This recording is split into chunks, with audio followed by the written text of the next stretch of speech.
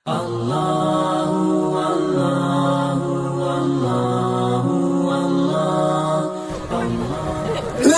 Allah yang kita sembah, Allahumma antas salam. Agama kita namanya agama Islam. Salam artinya damai. Bahasa Inggrisnya peace. Peace, damai. Pipis kencing. Peace, selamat untukmu. Apa bahasa Inggrisnya? Peace be upon you. Keselamatan untukmu wahai saudaraku.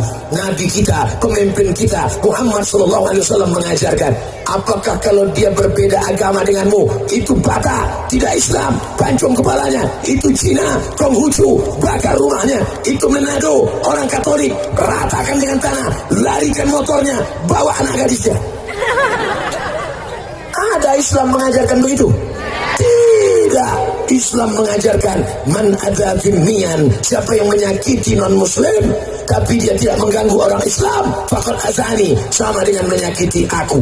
Jadi kalau ada orang mengatakan itu Ustaz Somad itu jangan dengar ceramahnya, dia itu radikal, yang tidak Islam nanti disuruhnya pancung.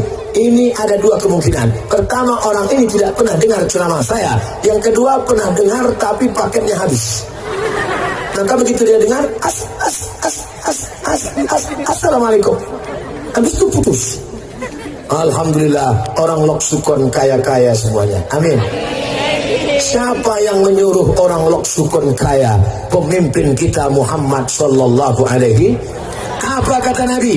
Al-mu'minul qawi, orang beriman yang kuat, kuat badannya, kuat tubuhnya, kaya banyak duitnya.